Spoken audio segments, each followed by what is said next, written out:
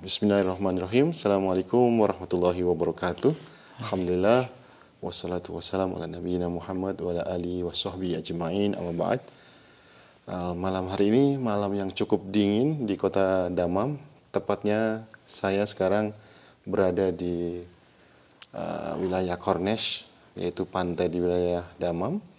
Dan bersama saya ini ada tamu yang khusus, yang spesial, bisa bersilaturahim dengan beliau. Assalamualaikum Pak Samsudin ya. Iya. Ya, nama lengkapnya siapa sih Pak? Samsudin Yusuf Ajem. Asalnya kayaknya orang Jawa Barat ini. Ya, orang Sunda, saya orang Sukabumi. Masya Allah. Jadi ini acara apa ya, kalau dibilang dialog ya, ngobrol-ngobrol santai Pak. Iya. Jadi saya kebetulan punya channel Abu Fahri di YouTube yang biasanya mengundang, menginterview, wawancara, ngobrol-ngobrol dengan orang-orang, teman-teman, untuk kita ambil manfaatnya. Jadi manfaat kan sangat banyak Pak ya, bisa pengalaman hidup, bisa pandangan, bisa cerita-cerita yang semoga nanti kalau kita rekam ini kemudian dipublis di YouTube bisa diambil pelajarannya bagi pemirsa, bagi orang-orang yang nonton. Jadi pertama kali sebelum mulai ke tema yang mau kita ajukan pembicaraan malam hari ini, kenalan dulu Pak Samsudin. Tadi katanya dari Jawa Barat, di mana Pak kotanya? Daerah Sukabumi saya. Sukabumi. Kampung namanya Kampung Ciburahol. Iya, Kampung Ciburahol. Kemudian kecamatannya Kebon Pedes. Nggak manis Pak ya, pedas. Pedes ya. Tapi ala fikrah Pak, ini langsung to the point aja ya, karena kelihatan dari penampilan beliau ini meskipun ngaku dari Sukabumi, tapi pakaiannya sudah seperti orang Saudi. Ini apa kira-kira latar belakangnya kok berpenampilan kayak gini?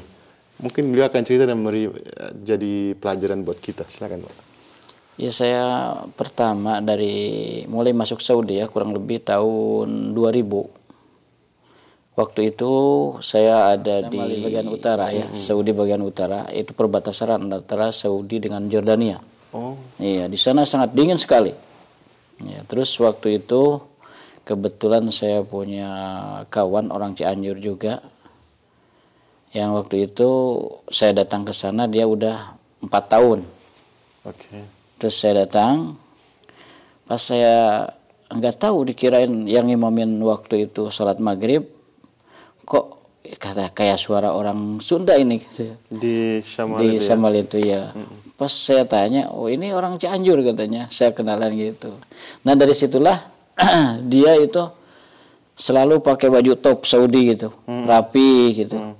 Nah dari situ saya tertarik juga, wah enak juga kata saya ini kalau pakai pakaian top ini.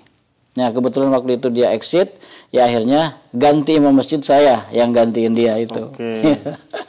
Kemudian dari saat itulah saya dijadikan seorang imam di sana karena ada musola kecil di Mujamma mall ya, di perjalanan gitu kan ada mujamma gitu, ada di rest area gitu ya. Iya, ada musolanya, ada pomnya, ada maksalah sayarah, maksalah malabis gitu kan. Supermarket dan sebagainya. Kemudian pada waktu itu dia exit, ya saya yang maju ke depan gitu. Nah dari situlah saya kemudian kurang lebih di sana tinggal 10 tahun. Kemudian setelah itu ada kapil saya, kamu pengen pindah ke Syarqiyah enggak katanya, ke Dammam. Dari Syam, wilayah utara Saudi ya. Wilayah utara Saudi. Ditawari ke wilayah timur. Iya, ke wilayah timur. Ya kata saya nggak apa-apa. Ya saya berangkat ke sini ya kurang lebih tahun 2010 berarti. Tahun 2010 saya tinggal di daerah Sonayah Dalah sana. Ya di sana ada musola juga, musola kecil. Saya juga itu kadang-kadang bulan puasa juga saya ngimamin. Makanya dari situlah saya selalu memakai baju top gitu kalau waktu ke masjid, waktu sholat itu. Pas dengar adzan, kadang-kadang kalau lagi kerja ya langsung diganti gitu. Diganti pakai baju top. Ganti profesi ya juga. Jadi imam juga. Iya, kemudian setelah itu lama kemudian ya pada waktu itu, pada saat itu kapil saya itu nawarin ada musola katanya di Hayasate.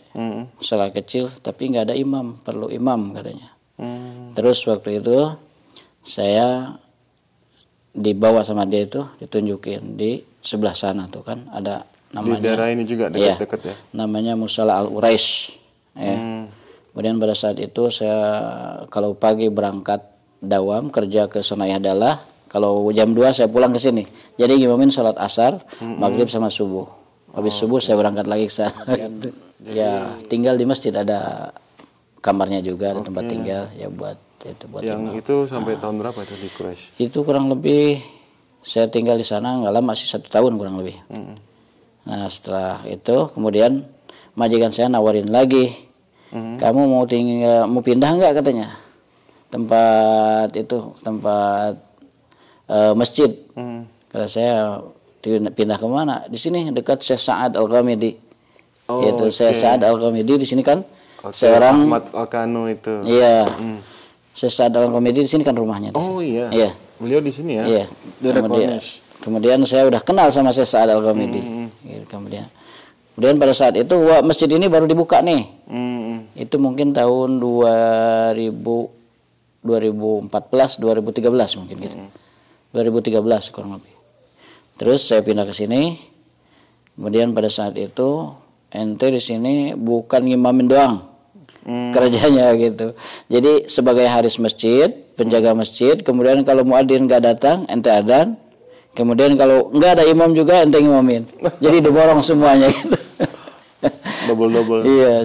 Sehingga sampai sekarang, sampai saat ini begitulah keadaannya. Kalau muadzin nggak ada ya kita adzan, di samping kita bersih-bersih. Kemudian kalau imam juga nggak ada, kita langsung juga ngimamin gitu. Seperti sampai tadi yang sampai sekarang. Alhamdulillah ya. Sampai sekarang ya kurang lebih di sini tinggal udah 8 tahunan mungkin. Masya Allah. Ya. Betah ya, menikmati ya. Ya. Alhamdulillah. Betah karena butuh. Ya. Tapi kalau cuti rutin normal ya, setahun atau 2 tahun sekali? Ya kadang-kadang 2 tahun sekali. 2 tahun. Nah kalau cuti gimana nasib masjid yang diimaminya ditinggal? Ada penggantinya?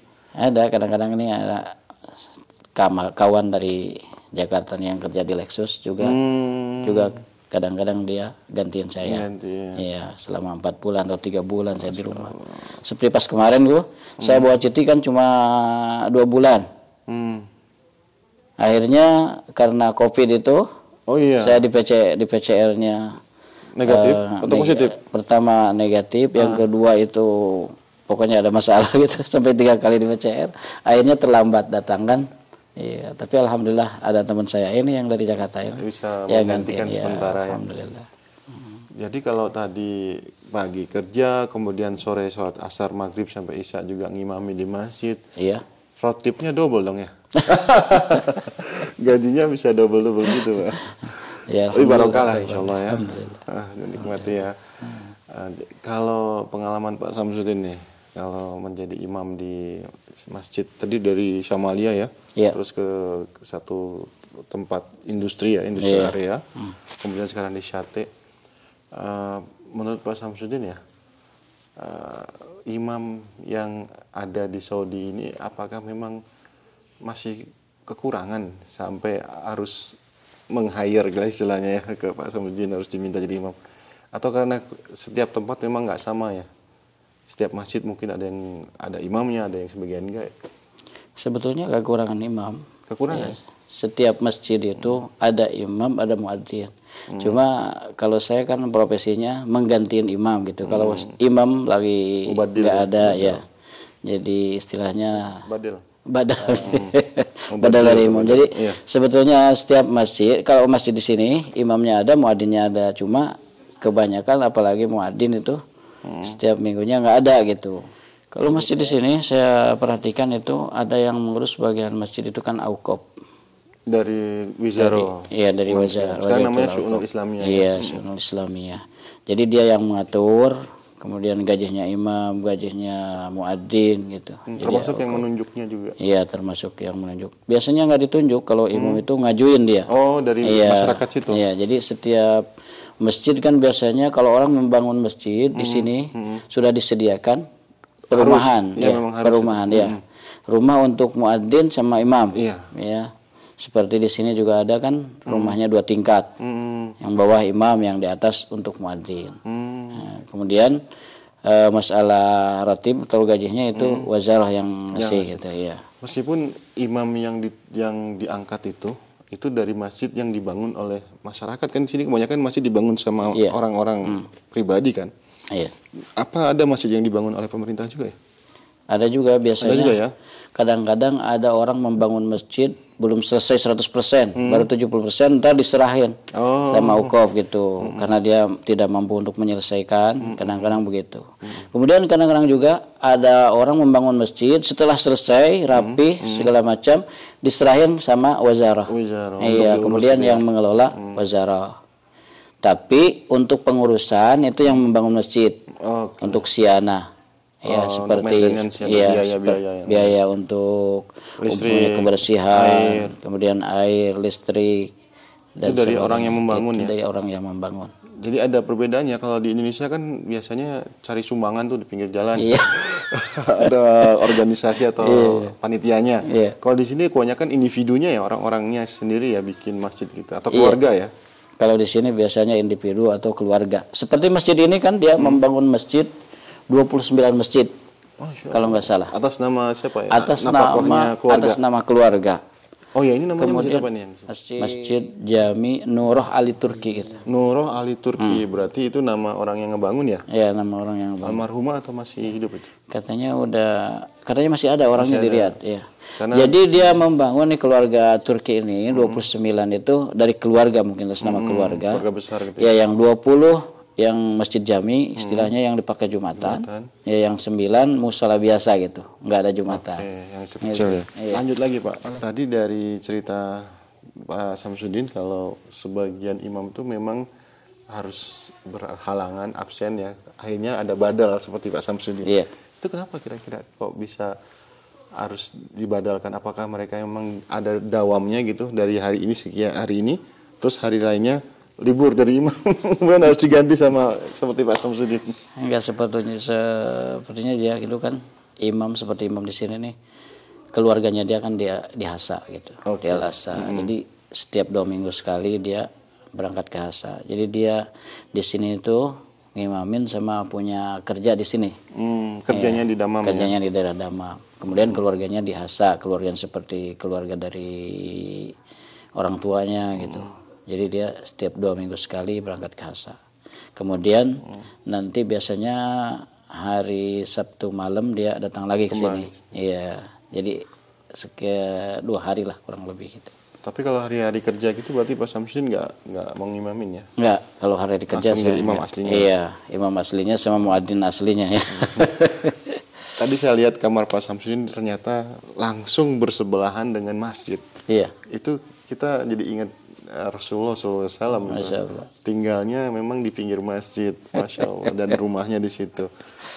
Gimana perasaannya itu Pak Samsudin tinggal di samping masjid? Itu kan kadang dan banyak saya kira teman-teman yang saya kenal itu pengen loh hidupnya itu kayak Pak Samsudin tinggal di samping masjid.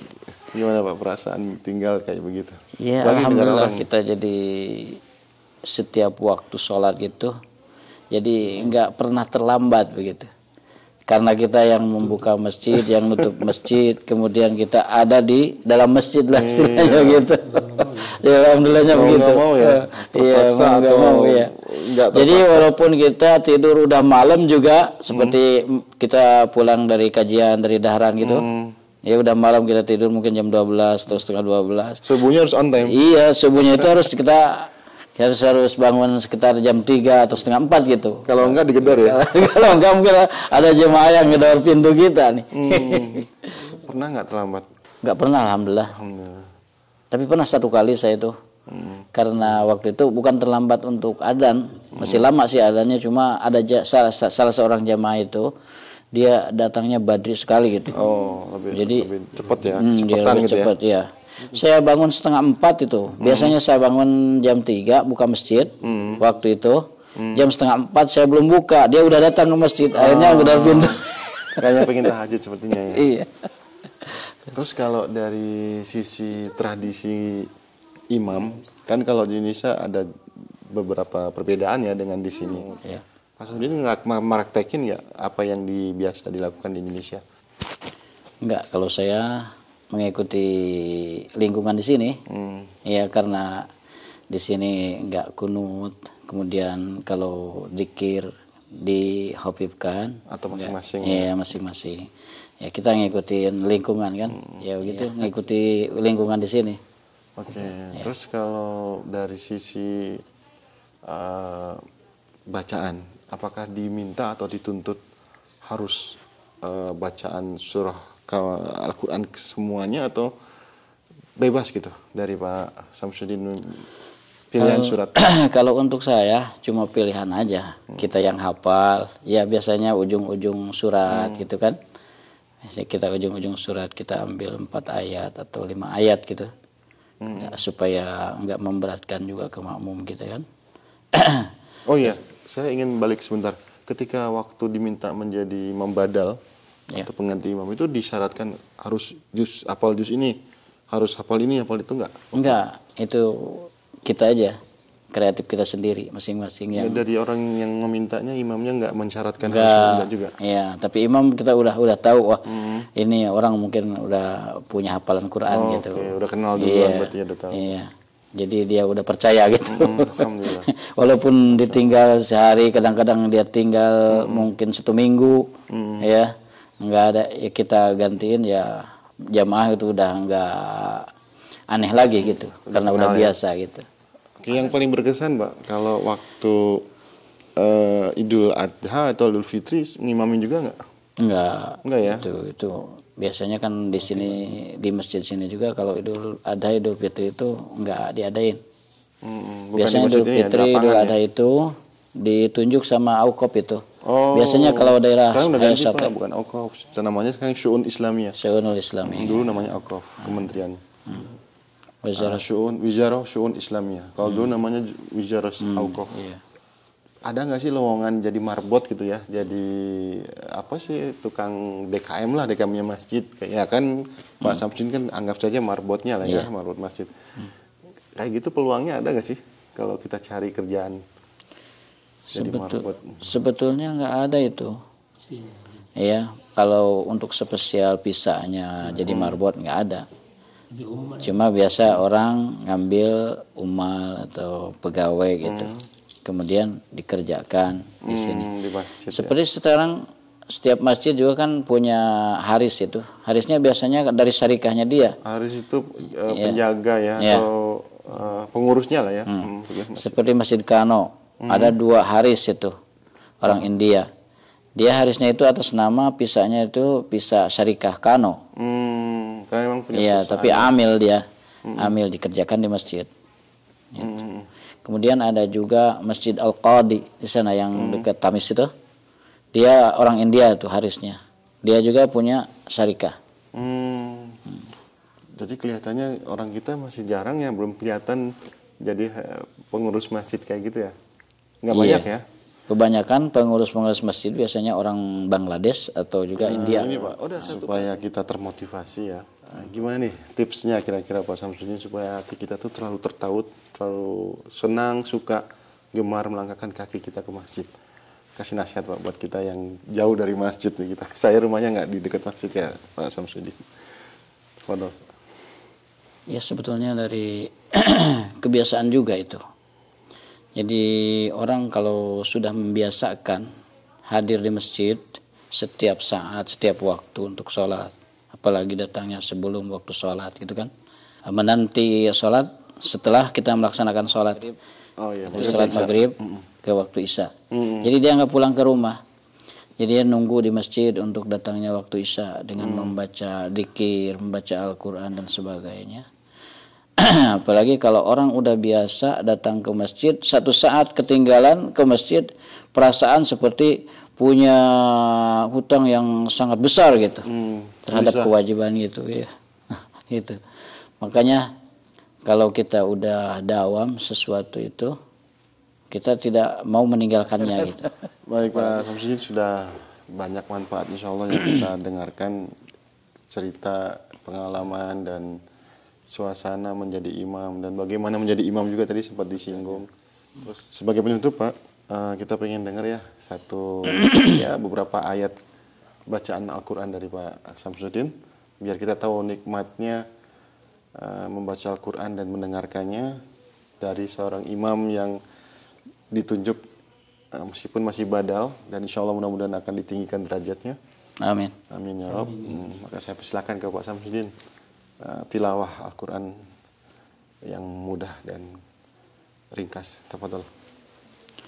أعوذ بالله من الشيطان الرجيم بسم الله الرحمن الرحيم وما خلقت الجن والإنس إلا ليعبدون ما أريد منهم من رزق وما أريد أن يطعمون إن الله هو الرزاق ذو القوة المتين فإن للذين ظلموا ذنوبا مثل ذنوب أصحابهم فلا يستعجلون فويل للذين كفروا من يومهم الذي يوعدون صدق الله العظيم.